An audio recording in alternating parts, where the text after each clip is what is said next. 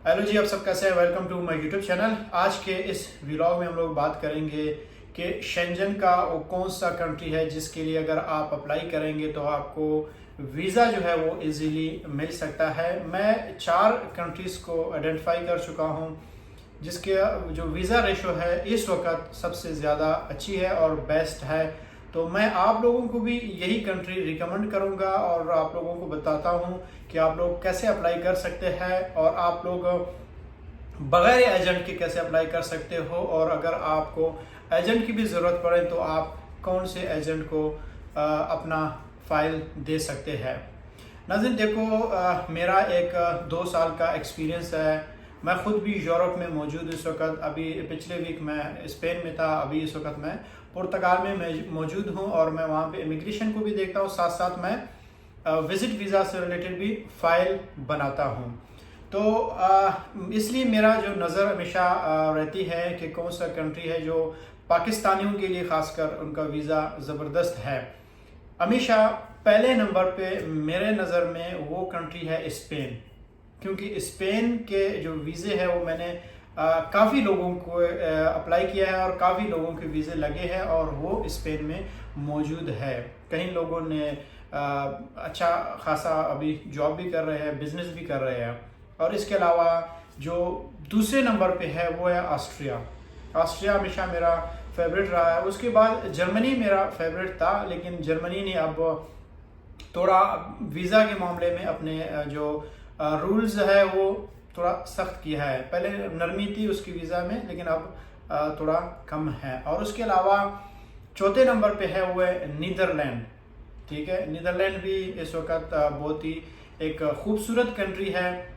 उसकी मैशियत भी ठीक है और लोग वहाँ पे जाना भी चाहते हैं। टूरिस्ट ज़्यादा नीदरलैंड को प्रेफर करते हैं और नीदरलैंड को पसंद भी करते हैं। और इसी तरह एक और भी कंट्री है शेंजन में जिसको हम कहते हैं नॉर्वे।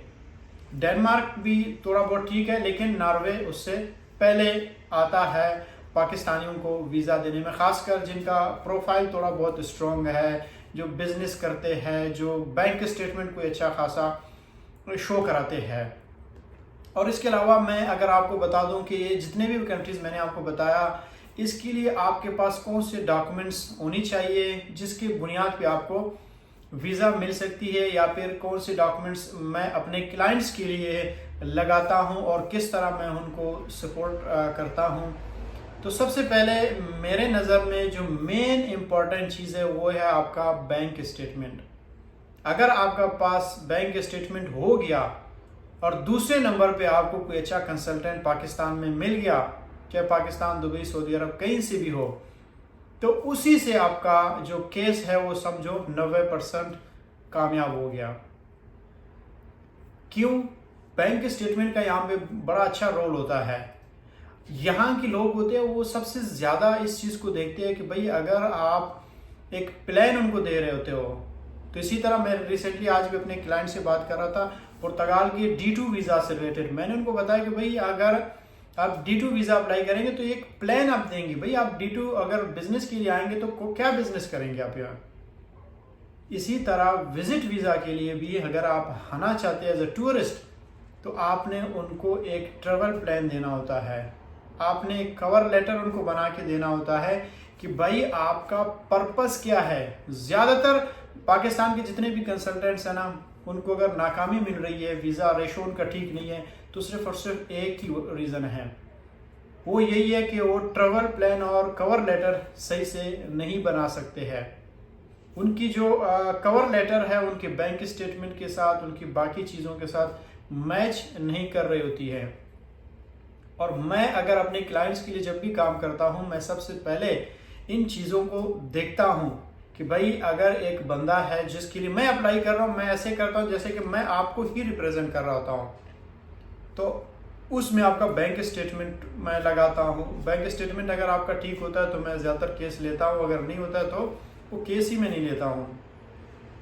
तो बैंक स्टेटमेंट बहुत इंपॉर्टेंट है। उसके बाद आपका कंसल्टेंट होता है, वो इस चीज़ को देखेगा कि भाई इस बंदे के लिए मैं अप्लाई कर रहा हूँ कौन सी कंट्री के लिए। अगर वो बंदा एक्सपीरियंस्ड है, वो खुद अगर स्पेन के लिए कोई अप्लाई कर रहा है, वो स्पेन खुद गया हो, आता जाता हो, उनको जगहों का पता है, लोकेशंस का पता है, और वो आपसे भी टेलीफोनिक गुफ्तगू भी उसका अच्छा हो, आपसे इन्वेस्टिगेशन भी करता हो, आपसे बातचीत करता हो, एज जैसे डॉक्टर के पास आप जाते हो, उस आपका पूछता है कि भाई यहाँ पे दर्द हो रहा है नहीं हो रहा है, जो भी आपका होता है तो वो पूछेगा आपसे।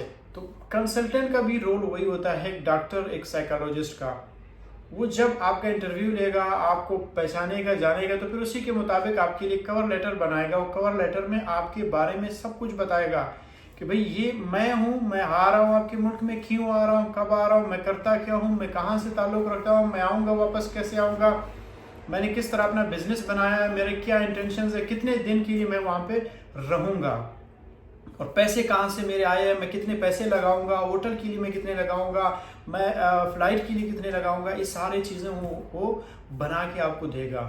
तो इसलिए अभी भी मेरा आप लोगों से यही रिक्वेस्ट है कि अगर आप जिस भी कंसल्टेंट से बात करेंगे, रब्ता करेंगे, उनसे आप उनकी रवैया देखें कि आपके काम के साथ मुखलिस है नहीं है, आपके साथ वो सही से बात कर रहे नहीं कर रहे हैं।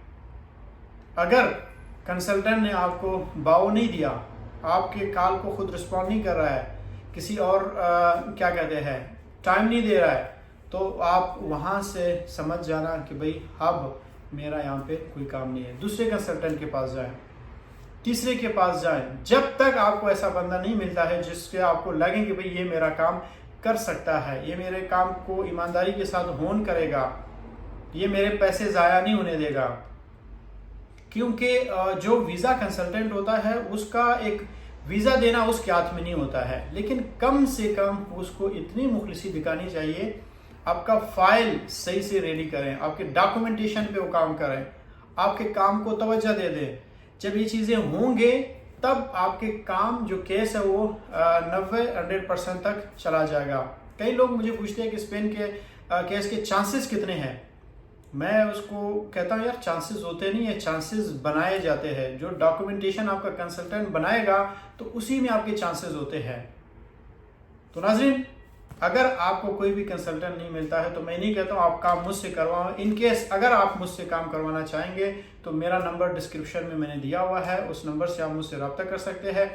तो इंशाल्लाह मैं भी अपना भरपूर कोशिश करूँगा, आपको कंसल्टेंसी दे दूँगा, आपके लिए फ़ाइल बनाऊँगा। ये 5 कंट्रीज़ का मैंने नाम लिया है, इनमें से इसके बाद भी मैं, अगर मुझे आप लोग कंसल्टेंसी देते हो, मैं इनको बाद में भी देखूंगा कि कौन सी कंट्री के लिए मैं आपके लिए अप्लाई करूंगा, जिसका रेशो अच्छा हो, जिसका टाइम कम हो और अपॉइंटमेंट भी आपका इजीली मिल जाए।